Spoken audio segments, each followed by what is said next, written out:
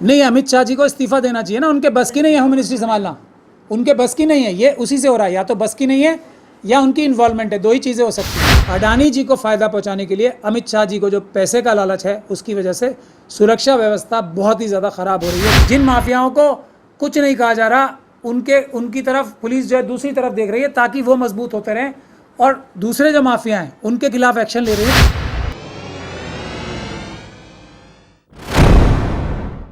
दो महत्वपूर्ण, रादर तीन महत्वपूर्ण सब्जेक्ट्स हैं जिस पे मैंने आप लोगों को तकलीफ़ दी आने के लिए, इस प्रेस कॉन्फ्रेंस के लिए। पहला, कल कश्मीर में एक बड़ा आतंकवादी हमला हुआ है जिसमें 5 जवान शहीद हुए हैं और एक सीरियसली घायल बताते हैं। जम्मू कश्मीर का लॉ एंड ऑर्डर जब से धारा 370 हटी है और जम्मू कश्मीर को केंद्र सरकार ने अपने अंडर लिया है, वहाँ की लॉ एंड ऑर्डर जो है होम मिनिस्ट्री ही देखती है, यानी कि अमित शाह साहब लॉ एंड ऑर्डर के इंचार्ज हैं। ये घटना जम्मू क्षेत्र के पुंछ एरिया में हुई है। बहुत हैरानी की बात यह थी कि राजनाथ सिंह जी ने एक ट्वीट करके ये बोला कि आग लगने से इन लोगों की मृत्यु हुई है, अभी तक उसकी कोई क्लैरिफिकेशन नहीं दी है, जबकि एएनआई ने ये न्यूज़ रिलीज़ की है और अब ये भी खबरें आ रही हैं कि एनआईए इस आतंकवादी घटना को इन्वेस्टिगेट कर रही है।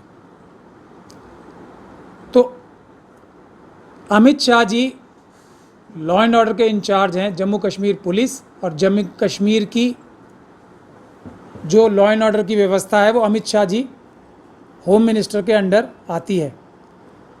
और पिछले कुछ दिनों से या कुछ महीनों से आप लोग देख रहे हैं, या कुछ सालों से, 2014 के बाद से ही, लेकिन जब से अमित शाह साहब होम मिनिस्टर बने हैं तब से आप देख रहे हैं कि आतंकवादी घटनाएं, ख़ास तौर पे जो बॉर्डर पार से आतंकवादी आते हैं जम्मू एंड कश्मीर में, वो घटनाएं निरंतर बढ़ती जा रही हैं।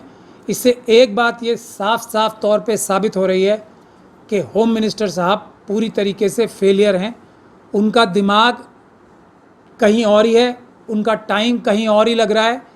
जम्मू कश्मीर का लॉ एंड ऑर्डर मेंटेन करने में या जम्मू कश्मीर की एडमिनिस्ट्रेशन को सुपरवाइज़ करने में उनका बिल्कुल भी ध्यान नहीं है। ये एक बात उभर के आ रही। अभी आप सब लोगों ने कुछ दिन पहले ही किरण पटेल नाम के एक व्यक्ति को भी देखा होगा, जो जम्मू कश्मीर में पकड़ा गया है, जो Z+ सिक्योरिटी लेके घूम रहा था। ये भी सीधी रिस्पॉन्सिबिलिटी अमित शाह साहब की बनती है। इसीलिए अमित शाह साहब कश्मीर की वजह से ही इतना बड़ा फेलियर है कि उनको इस्तीफ़ा दे देना चाहिए। अभी मैं सतपाल मलिक साहब जो एक्स गवर्नर हैं कश्मीर के, उनके खुलासे पे तो जा ही नहीं रहा हूँ। उसके अलावा भी अमित शाह साहब को इस्तीफ़ा तुरंत दे देना चाहिए, अगर उनको अपनी जिम्मेदारी का 1% भी ख्याल है। हालांकि मुझे पूरी उम्मीद और भरोसा है कि उनको इन सब बातों से कोई फ़र्क नहीं पड़ता। उनको सिर्फ अडानी जी को कैसे बचाना है और उनको कैसे पैसे कमाने देना है, इसी पे उनका पूरा ध्यान फोकस रहता है। और इसके अलावा उनका ध्यान पूरा फोकस इसलिए इस पे रहता है कि कौन कौन से पॉलिटिकल पार्टीज़, दूसरी पॉलिटिकल पार्टीज़ में भ्रष्ट लोग हैं या कमज़ोर लोग हैं, उनको तोड़ के ईडी, सीबीआई, इनकम टैक्स और एनआईए के माध्यम से डरा धमका के भारतीय जनता पार्टी में सभी करप्शन करने वाले लोगों को कैसे एमएलए एमपीज़ को जोड़ लिया जाए। तो पहले तो हम इस्तीफ़े की मांग करते हैं अमित शाह साहब की, जम्मू कश्मीर के मसले को लेकर, जो अभी टेररिस्ट अटैक हुआ इतना बड़ा। दूसरा, आज साकेत कोर्ट में फिर एक शूटिंग का इंसिडेंट हुआ है। बहुत ही शर्म की बात है कि वहाँ के डीसीपी साहिबा जो हैं, उन्होंने फ़ौरन एक स्टेटमेंट दी और ये बताना शुरू कर दिया कि वो महिला और जिसने उन्हें गोली मारी है उनका कोई ज़ाती मसला था, और इस वजह से लॉ एंड ऑर्डर में दिल्ली पुलिस की जो सुरक्षा की जो व्यवस्था है उसमें कोई कमी नहीं है। हालांकि वो उसको इम्प्रूव भी करेंगे। ये भी देख लीजिए, दिल्ली पुलिस किसके अंडर आती है अगेन? अमित शाह साहब के। और डीसीपी साहिबा क्या कह रही हैं कि कैसे जो कॉपी बुक स्टाइल है आरएसएस और बीजेपी का, असली मुद्दे से हटा के दूसरी तरफ ध्यान भटकाने का, कि ये महिला जो है पैसे एक ठगी करती थी महिला ये पैसे की, और जो जिसने गोली मारी है वो उसको पहले से जानता था, उसने उधार दे रखा था। क्या ये सब इशू है? इशू क्या है कि एक पिस्तौल लेके व्यक्ति, इतनी मजबूत सुरक्षा का घेरा जो बताती है दिल्ली पुलिस, उन्होंने सभी अदालतों में बना रखा है, उसको काट के, उसको तोड़ के पिस्तौल लेके कोई व्यक्ति अंदर घुसता है और गोली चलाता है, जिसमें एक महिला घायल होती है और एक लॉयर के भी गोली लगती है। अभी 14 अप्रैल को ही हमने जजेस की प्रोटेक्शन के लिए और लॉयर्स की प्रोटेक्शन के लिए एडवोकेट्स प्रोटेक्शन एक्ट की मांग की थी। आज तक एडवोकेट्स प्रोटेक्शन एक्ट तो नहीं आया, वकीलों पे गोलियां निरंतर चले जा रही हैं। कुछ दिन पहले, अभी 1-1.5 महीना पहले ही आप लोगों ने 30,000 में देखा था शूटिंग का इंसिडेंट हुआ है। उससे पहले रोहिणी कोर्ट में लगातार शूटिंग के इंसिडेंट्स अदालतों के अंदर कोर्ट प्रेमिसेस में हो रहे हैं। उसके बावजूद भी अमित शाह साहब को सिर्फ और सिर्फ अडानी जी का, जो मैंने आपको पहले ही बताया किस तरीके से अडानी जी पैसे चुराएं और भारतीय जनता पार्टी को और अमित शाह जी तक पहुंचाएं, इसी पे उनका ध्यान लगा रहता है। दूसरी वजह यह है उनसे इस्तीफ़ा मांगने की कि दिल्ली पुलिस भी उनके अंडर आती है और दिल्ली में लॉ एंड ऑर्डर की व्यवस्था पूरी तरीके से बर्बाद हो चुकी है, क्योंकि अमित शाह साहब लॉ एंड ऑर्डर पे कोई ध्यान नहीं दे रहे, बल्कि दिल्ली पुलिस को भी अपने गलत कामों की वजह से, जो उनके पॉलिटिकल मकसद के कारनामे हैं, और जो दूसरे जो शरीफ बिजनेसमैन हैं, पॉलिटिकल पार्टी के लोग हैं, दिल्ली पुलिस का भी उसके ऊपर दबाव बनाने के लिए इस्तेमाल किया जा रहा है, ख़ास तौर पे स्पेशल सेल दिल्ली पुलिस की जो है। तो इस वजह से भी हम अमित शाह साहब का इस्तीफ़ा मांगते हैं कि वो दिल्ली पुलिस इस तरीके से नाकाम हो रही है। दिल्ली में अदालतों के अंदर सुरक्षा मुहैया कराने में जो लॉ एंड ऑर्डर की पूरी दिल्ली में व्यवस्था है, वो सब आप लोगों से छुपी नहीं है। महिलाएं सुरक्षित हैं, सबसे ज़्यादा अपराध महिलाओं के ऊपर कुछ सालों में बहुत ज़्यादा बढ़ गए हैं। दिल्ली में ही असॉल्ट की घटनाएं महिलाओं के ऊपर कितनी बढ़ गई हैं, आप सभी लोगों को पता है। तो इन दो वजह से हमने अमित शाह जी का इस्तीफ़ा मांगा है, और अदालतों की सुरक्षा के लिए, वकीलों की सुरक्षा के लिए हम लोग 14 अप्रैल की तरह, 14 अप्रैल को तो हमें अरेस्ट कर लिया था, गोली मारने की भी धमकी दे रहे थे, लेकिन हम इस गोली और जेल से अमित शाह साहब की नहीं डरेंगे। हम एक बड़ा आंदोलन वकीलों की सुरक्षा के लिए अभी अगले हफ्ते से ही लॉन्च करेंगे। उसके लिए हम आपको सब लोगों को बुलाएंगे भी। किसी भी हालत में हम जजेस को प्रेशर में नहीं आने देंगे, सरकार को जजेस के ऊपर प्रेशर नहीं बनाने देंगे, और किसी भी हालत में वकीलों के ऊपर भी हम कोई भी सुरक्षा, वकीलों की सुरक्षा के ऊपर आंच नहीं आने देंगे। पूरा देश की जनता जजेस के साथ और लॉयर्स के साथ खड़ी है, और हम लॉ एंड ऑर्डर के फेलियर के लिए, पूरी तरीके से फेलियर के लिए कश्मीर में और दिल्ली में अमित शाह साहब के इस्तीफे की मांग करते हैं। सर, जैसे साकेत कोर्ट वाला मामला बताया आपने, इसमें भी जो गोली चलाई जिस बंदे ने, वो एडवोकेट की ड्रेस में था। देखिए, ये विषय ही नहीं है ना, एडवोकेट्स की ड्रेस में कोई भी आ सकता है, और कोर्ट के अंदर घुसने के लिए कोई एडवोकेट्स की ड्रेस पहन के आता है हथियार लेके, तो हथियार चेक करने की जिम्मेदारी तो हर एक कोर्ट के बाहर, इतनी बड़ी सुरक्षा का पूरा इंतजामात हैं, एक वो है, हर जगह मेटल डिटेक्टर्स लगे हुए हैं, हर एक व्यक्ति की वकीलों समेत तलाशी ली जाती है, तो ये फिर कैसे बंदूकें अंदर घुस जाती हैं। दूसरी बात मैं ये कह रहा हूँ, आप जर्नलिस्ट हैं सब, और आप जिम्मेदार जर्नलिस्ट हैं। आज के टाइम में सारे जितने भी रेलवे स्टेशन हैं आप लोग जाके चेक करें, जब से अमित शाह साहब आए, और ये पिछले कुछ 1 साल से तो मैं ख़ास तौर पे देख रहा हूँ, सब रेलवे स्टेशंस की, सब बस स्टेशंस की, बस अड्डों की सुरक्षा व्यवस्था जो है बिल्कुल ही ख़राब हो चुकी है। कभी भी कोई भी दुर्घटना हो सकती है। अमित शाह साहब जैसे रोम जब जल रहा था तो नीरो बांसुरी बजा रहा था ना, सुरक्षा व्यवस्था पूरी बर्बाद हो चुकी है, एयरपोर्ट्स की भी, रेलवे स्टेशंस की भी, बस स्टेशंस की भी, और वैसे भी ख़ास तौर पे जो भी प्रदेश अमित शाह साहब यानी कि होम मिनिस्ट्री के अंडर आते हैं, वहाँ पे लॉ एंड ऑर्डर व्यवस्था बिल्कुल ख़राब हो चुकी है, और अमित शाह साहब को कोई फ़र्क नहीं पड़ रहा। तो मैं आप लोगों से गुजारिश कर रहा हूँ, जाके मेहरबानी करके दिल्ली और उसके आसपास के रेलवे स्टेशन ही हैं, उस पर देख लीजिए कि क्या कोई अब चेकिंग हो रही है प्रॉपर या नहीं हो रही है। जो दिल्ली एयरपोर्ट की डायल एक संस्था है जो फिर प्राइवेट है, मुझे ये बताया जा रहा है कि ये डायल जो सिक्योरिटी एजेंसी है वो भी अडानी साहब की है। तो दिल्ली के एयरपोर्ट पे भी सुरक्षा की व्यवस्था जो है बहुत ज़्यादा कमज़ोर हो गई है। ये सब अडानी जी को फ़ायदा पहुंचाने के लिए, अमित शाह जी को जो पैसे का लालच है उसकी वजह से सुरक्षा व्यवस्था बहुत ही ज़्यादा ख़राब हो रही है दिल्ली और आसपास के क्षेत्रों की और कश्मीर की भी। सर अभी आपने 2 मुद्दों को लेकर प्रेस कॉन्फ्रेंस किया। पहला आपने पुलवामा का जिक्र किया। पुलवामा नहीं, पुंछ में अभी 5 सुरक्षा हमारे जो कर्मी थे, जवान थे, वो मारे गए हैं, फायरिंग हुई है उनके ऊपर। आपने सर सत्यपाल मलिक का भी जिक्र जी, किया। जी। तो मैं उस पर ये कहना चाह रहा था कि सत्यपाल मलिक जी जब रिटायर हो जाते हैं उसके बाद वो जो पोल है वो खोलते हैं, उससे पहले आप क्यों नहीं खोले जब इतनी बड़ी घटना हो गई आपकी खामोशी? उस पर भी कहीं ना कहीं सर सवाल खड़े हो रहे हैं। नहीं, वो सवाल जायज़ हैं, वो सवाल जायज़ है। उसमें मैं ये नहीं कहूँगा कि सतपाल मलिक जी ने ये खुलासा देर से किया, इस वजह से लोग जो हैं उनसे सवाल कर रहे हैं। लेकिन सबसे महत्वपूर्ण बात यह है कि उन्होंने खुलासा क्या किया। इस खुलासे की अगर किसी को भनक भी लगे और उसमें देशभक्ति का इतना सा भी जज्बा, पैसा अगर किसी खेल में, किसी खेल के संस्थान में है तो वो बीसीसीआई में है, तो फुटबॉल भी है, कबड्डी भी है, हॉकी भी है, बहुत सारे ऐसे खेल हैं। अगर उनको पैसे के अलावा कोई भी शौक़ होता तो उससे ही पता लग जाता कि अपने बेटे को कम से कम वहाँ बनवाते। क्योंकि मैं ये मानने को तैयार नहीं हूँ कि उनके बेटे में खुद ऐसी कोई भी काबिलियत है कि वो स्वयं बीसीसीआई जैसी, जिसमें बहुत ज़्यादा कंपटीशन होता है, हर एक व्यक्ति जो पैसे में इंटरेस्टेड रहता है ना, जिसका इंटरेस्ट पैसे में रहता है वो बीसीसीआई की तरफ ही भागता है। तो इस घनिष्ठ इतने ज़बरदस्त कंपटीशन में से उनको बनाने के लिए अमित शाह साहब की मदद के बगैर तो वो बन ही नहीं सकते। तो बने हैं तो उससे ही अंदाज़ा, नहीं तो हॉकी के बनते। हॉकी को कितनी ज़रूरत है? हॉकी में अगर अमित शाह जी अपने बेटे के थ्रू इंटरवेंशन करते तो शायद, अगर उनका इंटरेस्ट होता किसी भी और चीज़ में पैसे के अलावा। तो मैं एक ही एग्जांपल दे रहा हूँ, ऐसे मैं बहुत सारे एग्जांपल दे सकता हूँ। कोऑपरेटिव में देखिए, कोऑपरेटिव में पैसा होता है। अब होम मिनिस्ट्री और कोऑपरेटिव का आपस में क्या ताल्लुक है?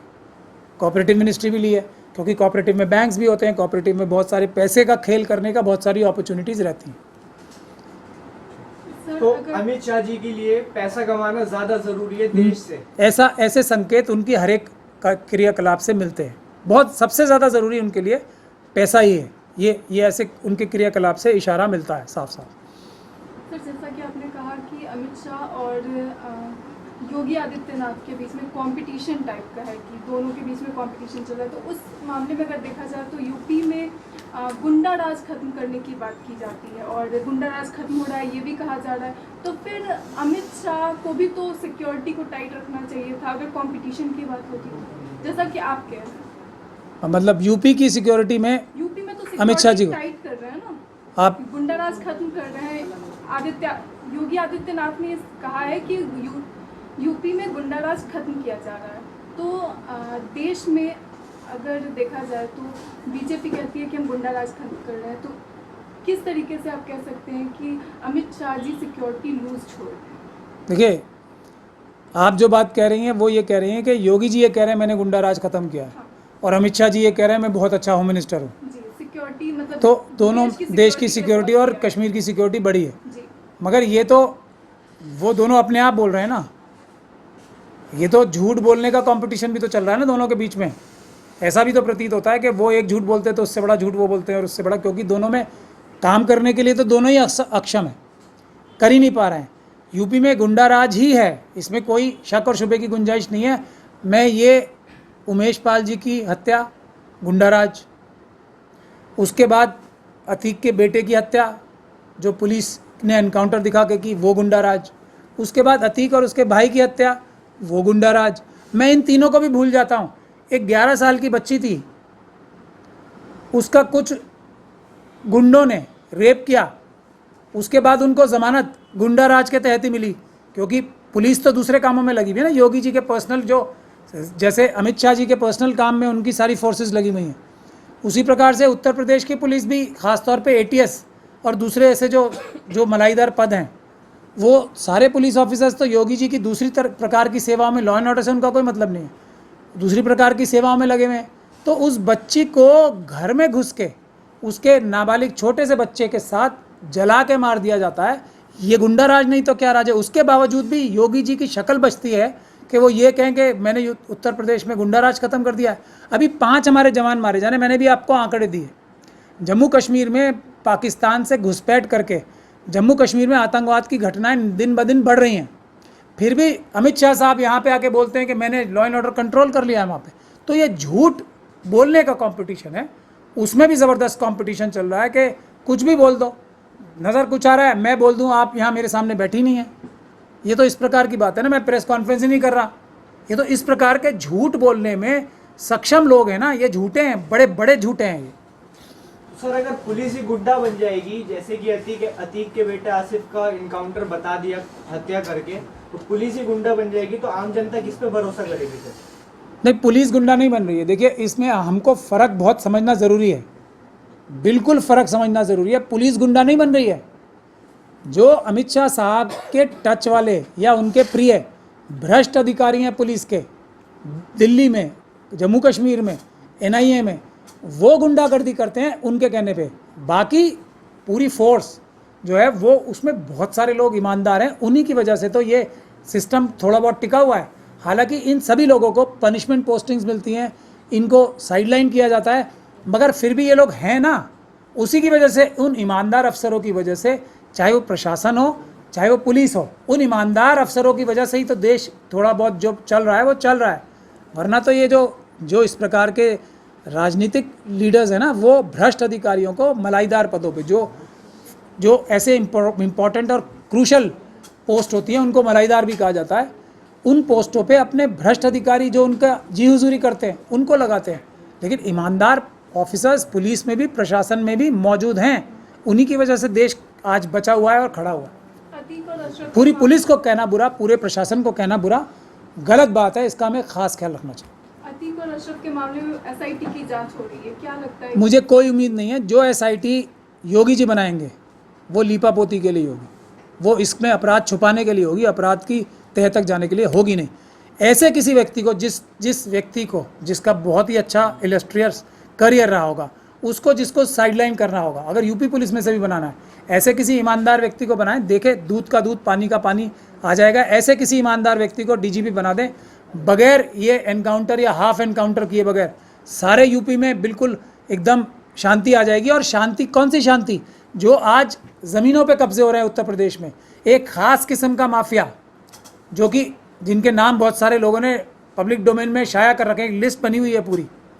जिन माफियाओं को कुछ नहीं कहा जा रहा, उनकी तरफ पुलिस जो है दूसरी तरफ देख रही है ताकि वो मजबूत होते रहें, और दूसरे जो माफिया हैं उनके खिलाफ एक्शन ले रही हैं ताकि एक माफिया मजबूत होता रहे एक तरह का, और दूसरे माफियाओं को कमज़ोर किया जाए। तो ये माफिया का काम है या किसी पुलिस का काम है या किसी चीफ मिनिस्टर का काम है कि एक प्रकार के माफिया को नज़रअंदाज करना, उसको मजबूत करना, बाकी सब माफियाओं को ख़त्म करना, ताकि एक ही प्रकार का माफिया पूरे उत्तर प्रदेश में कब्जा कर ले, ज़मीनें, सरकारी ज़मीनें हड़पने में, लोगों से ज़मीनें छीन कर एक्सटॉर्शन करने के लिए, यहाँ तक कि जो SC कम्युनिटी की ज़मीनें हैं उनके ऊपर से भी जो स्ट्रिक्ट प्रोविजंस थे, वो DM की जो परमिशन लेनी पड़ती थी, वो योगी सरकार ने हटाई है। इससे बड़ा माफिया राज क्या होगा? उन्होंने खुली छूट दी अपने माफियाओं को कि अब जो शेड्यूल कास्ट कम्युनिटी के लोग हैं उनकी जो एक बचाव था, DM से पहले परमिशन लेनी पड़ती थी, वो भी हटा दिया।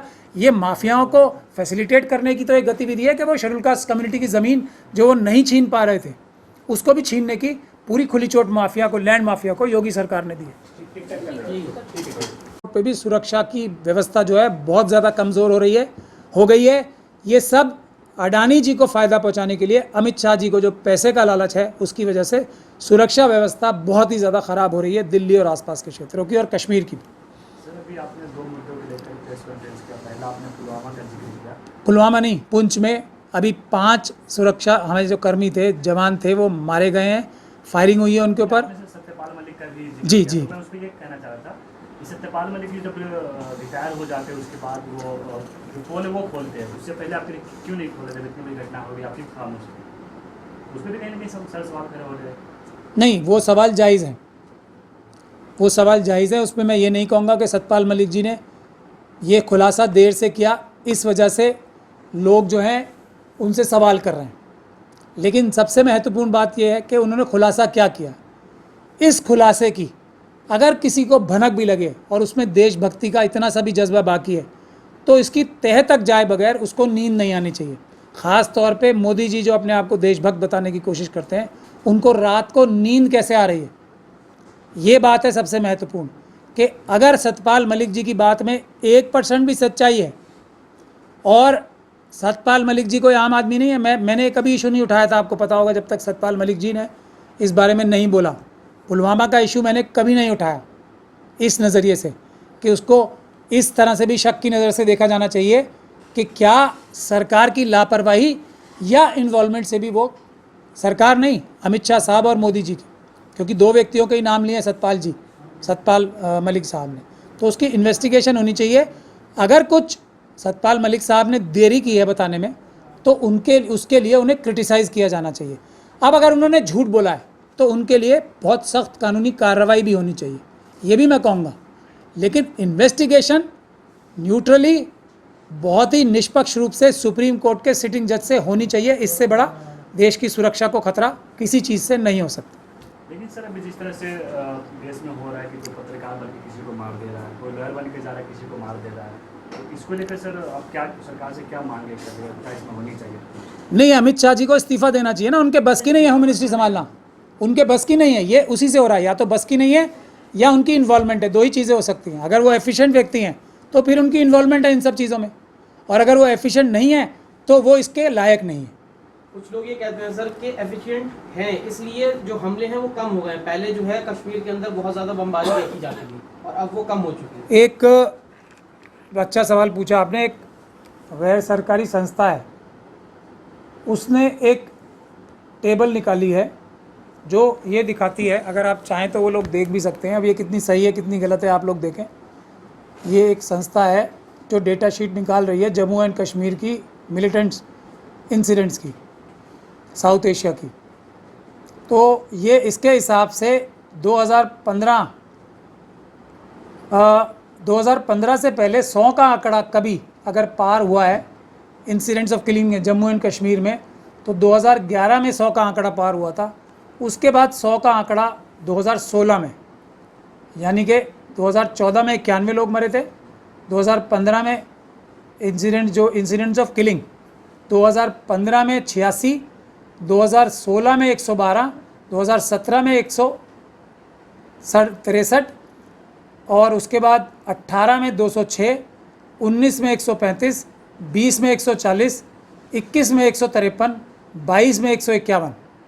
ये अमित शाह जी का जो बहुत ही ज़्यादा ग्लोरियस रिकॉर्ड है, ये है। अब ये सही है या गलत है ये आप लोग करें।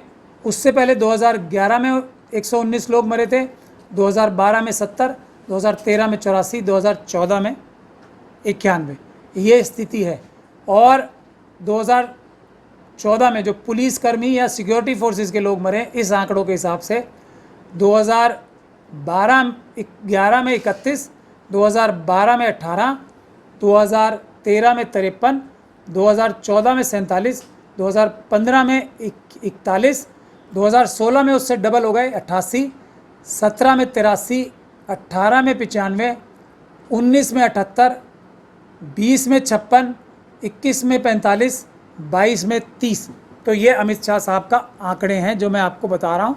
जो कश्मीरी पंडित हैं, और कश्मीरी पंडित ये कह रहे हैं कि अपने आप को सफल होम मिनिस्टर बनाने के लिए, जो उनके संगठन है वो क्या कह रहे हैं, अपने आप को सफल होम मिनिस्टर बताने के लिए कश्मीरी पंडितों को बलि का बकरा बना रहे हैं। वो उनको मजबूर कर रहे हैं कि वो जम्मू कश्मीर में वैली में ख़ास तौर पे अपनी ड्यूटी करें, और उनको सुरक्षा मुहैया नहीं करा पा रहे। उसकी वजह से जो कश्मीरी पंडित हैं उनकी हत्याएं पिछले कुछ सालों में, अमित शाह जी के जब से होम मिनिस्टर बने, हत्याएं बहुत बढ़ गई हैं। लेकिन उनको वहाँ से हटने का भी मौका नहीं दिया जा रहा, उनको फोर्स किया जा रहा है वो खतरे की जगह पे जाएं, और वहाँ पे लॉ एंड ऑर्डर तो सुधार ही नहीं पा रहे हैं अमित शाह जी, इसलिए उनकी हत्याएं ज़्यादा हो रही हैं। ये कश्मीरी पंडित कह रहे हैं, और मैं कश्मीरी पंडितों की जो ऑर्गेनाइजेशन है उससे पूरी तरह से इत्तिफाक रखता हूँ। अपने आप को अच्छा होम मिनिस्टर साबित करने के लिए वो फोर्स कर रहे हैं।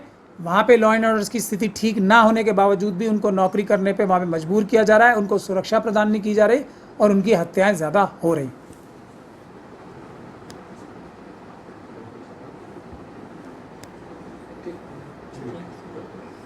सर, इन जो घटनाएं हो रही हैं, जिस तरह से अभी जो जम्मू कश्मीर की घटना हो रही है, जिसमें जो बताया जा रहा है आतंकवादी घटना है और इसमें 5 जवान शहीद हुए, लेकिन जब जो बीजेपी सरकार है, मोदी सरकार है, दावा करती थी कि हम जो इस धारा 370 हटा देंगे, पत्थरबाजी बंद हो जाएगी, टेररिज्म खत्म हो जाएगा, क्या ये हो पाया या फिर वैसे एक जुमले की तरह ये भी यूज किया जा रहा है? नहीं, धारा 377 हटने के बाद भारत की जो स्थिति थी जम्मू एंड कश्मीर में वो बहुत ज़्यादा कमज़ोर हुई, पूरी दुनिया में भी और जम्मू कश्मीर में भी। क्योंकि धारा 370 रखना एक बात है, लेकिन अमित शाह साहब के खुद कंट्रोल में आ गई। अमित शाह साहब एक एफिशिएंट व्यक्ति हैं ही नहीं, एडमिनिस्ट्रेशन चलाने में उनको कोई ना इंटरेस्ट है उनका, ना वो एफिशिएंट है। दावा किस आधार पर? दावा तो वो झूठ बोलते हैं ना, वो तो खुद ही, उन्होंने ही तो मोदी जी का झूठ को बताया था कि वो झूठ बोलते हैं मोदी जी, जुमला बोल के, कि उन्होंने बोला था ना अमित मोदी जी तो जुमला बोलते हैं। तो जब वो मोदी जी का झूठ बता सकते हैं तो अपने आप उनको क्या शर्म आती होगी झूठ बोलने में, आप लोग खुद ही सोच सकते हैं। उनके हर एक हाव भाव में झूठ ही झूठ होता है। वो किसी भी प्रकार का बड़े से बड़ा झूठ बोलने के लिए एक्सपर्ट हैं। वो जो भी बोलते हैं वो झूठ ही होता है। कोई भी अच्छी बात वो बोलते हैं तो वो झूठ ही होती है। हाँ, अगर वो ये कहें कि मैं पूरी तरह से नाकाम हो गया हूँ, मेरा मतलब इंटरेस्ट सिर्फ पैसा कमाने में रहता है, मेरी मानसिकता तो, मैं गुजराती भी हूँ और मनुवादी मानसिकता का गुजराती हूँ, तो मेरा इंटरेस्ट सिर्फ और सिर्फ पैसे कमाने में रहता है, तो ये बात उनकी सही होगी। सतपाल मलिक ने जिस तरह से दावे किए हैं और जिन्होंने आरोप भी लगाए, अगर क्या आम मुद्दों की तरह ये भी मुद्दा एक दब के रह जाएगा बस एक हेडलाइन पर?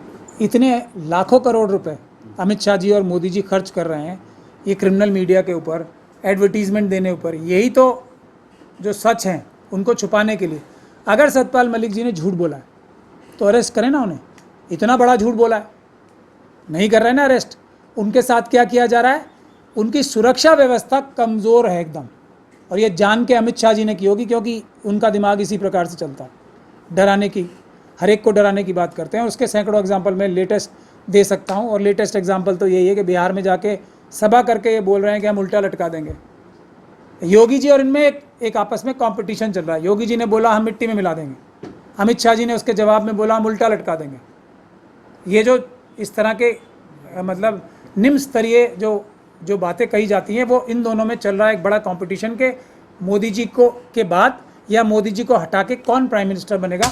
उसमें बीजेपी के अंदर जो ज़बरदस्त एक होड़ चल रही है, उन दोनों में, ये योगी जी में और अमित शाह जी में एक कॉन्टेस्ट या द्वंद्व चल रहा है। उसके नतीजे में भी आप बहुत सारी चीज़ें ऐसी जो होती देख रहे हैं, वो उसके नतीजे में भी हो सकती हैं। ऐसी हम मांग बार बार कर रहे हैं कि ये आस्पेक्ट भी इन्वेस्टिगेट होना चाहिए।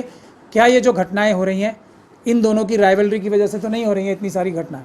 एक बड़ी खबर को दबाने के लिए दूसरा मुद्दा देखते कि क्रिएट किया जाता है। जैसे जम्मू कश्मीर का जो मुद्दा पुलवामा में था, उसके बाद आपने यूपी वाला देखा, अतीक अहमद वाला। तो जब इतना बड़ा मुद्दा को दबाने के लिए इतना जो मुद्दा क्रिएट किया गया, लग रहा है कि इस देश में कुछ हो सकता है? नहीं होगा ना, क्यों नहीं होगा। ये पीआर एजेंसी के ज़रिए या पीआर एजेंसी की मेंटालिटी से देश चलाने वाले ज़्यादा दिन थोड़ी चलेंगे। इनकी सारी जो भी गलतियां हैं, जो सारे ये गंदे घिनौने काम हो रहे हैं आजकल, देश की सुरक्षा को कमज़ोर किया जा रहा है, ये मनुवादी मानसिकता के गुजराती जो एक लॉबी है उसके द्वारा, ये एक्सपोज होंगी धीरे धीरे करके। आप देख रहे हैं, अब सतपाल मलिक जी ने बोली है ना इतनी बड़ी बात, ये क्या छोटी बात समझते हैं? अगर ये सच है तो आपको पता है इसका अंजाम क्या होगा। जिन लोगों ने ये लापरवाही की या इसमें उनकी शामिल थे इस काम को कराने में, उनका पता है आपको क्या अंजाम होगा? सबको फांसी होगी। लेकिन कुछ लोग तो बता रहे हैं सतपाल मलिक बीजेपी के ही, उन्होंने इस तरह का 2024 से पहले ये चीज़ें कैसे सामने आई? बीजेपी के हैं वो महत्वपूर्ण नहीं है, वो गवर्नर थे जम्मू एंड कश्मीर के। जम्मू कश्मीर के गवर्नर का स्टेटस जो होता है वो ऑलमोस्ट देश के होम मिनिस्टर के बराबर होता है, इतने महत्वपूर्ण पोस्ट पे थे वो। तो उनको जो जानकारी है ना, वो आईबी उनको वो ब्रीफ करती है, रॉ उनको ब्रीफ करती है जम्मू एंड कश्मीर के गवर्नर को, इवन मिलिट्री इंटेलिजेंस ब्रीफ करती है जम्मू एंड कश्मीर के गवर्नर को। क्यों उनकी, मैं इस बात को क्यों सीरियसली ले रहा हूँ? उससे पहले मेरा आपने कोई बयान नहीं देखा होगा। मैं तो इस बात पे शौक ही तभी हो गया जब जम्मू कश्मीर के एक्स गवर्नर है ये बात कही, तब मुझे लगा नहीं इसमें कोई और बात भी है। उससे पहले मैंने कभी इस तरह का कोई बयान नहीं दिया, आप सब लोग देख सकते हैं। आप सुप्रीम कोर्ट के वकील हैं, इस पूरे मामले पर सुप्रीम कोर्ट का क्या रवैया हो सकता है? मैं समझता हूँ ये उन चंद मामलों में से एक मामला है। जैसा एक 2000 किलोमीटर चाइना ने ज़मीन हमारी छीन ली, इस पर सुओ मोटो सुप्रीम कोर्ट को कॉग्निजेंस लेनी चाहिए। जो ये घटना है पुलवामा वाली, इस पर suo motu cognizance supreme court को लेनी चाहिए। एक बहुत ही अच्छा, कोई अच्छा ईमानदार वकील, कोई बहादुर, कोई ऐसा व्यक्ति नहीं जो पीछे हट जाता हो, ऐसा वकील नहीं जो पीछे हट जाता हो, ऐसा कोई नहीं। सो मैं कह रहा हूँ सुप्रीम कोर्ट को एमिकस क्यूराई बनाना चाहिए। मुझे तो आज तक किसी भी कोर्ट ने एमिकस क्यूराई नहीं बनाया, वो मेरा दुर्भाग्य कहें या किसी और का, ये अलग बात है, मगर मैं बता रहा हूँ कोई निर्भीक वकील को इसमें एमिकस क्यूराई बनाना चाहिए। सुप्रीम कोर्ट को इसमें सुओ मोटो इन दोनों चीज़ों में तुरंत संज्ञान लेना चाहिए। सर, आपने अभी अमित शाह जी की मेंटालिटी की बात करी, तो किस तरह की मेंटालिटी है उनकी? क्या वो इन मामलों पे ध्यान देना ही नहीं चाहते या फिर वो खुद इन मामलों के पीछे है? देखिए, हम तो एक इन्फॉर्म्ड गैस ही बता सकते हैं ना। अमित शाह जी इतने पावरफुल व्यक्ति हैं, इसमें तो कोई दो राय नहीं है ना। मोदी जी से भी ज़्यादा पावरफुल कई लोग उन्हें बताते हैं। उन्होंने अपने बेटे को किस स्पोर्ट्स की, किस क्रीड़ा की गवर्निंग बॉडी का जनरल सेक्रेटरी या सेक्रेटरी बनवाया?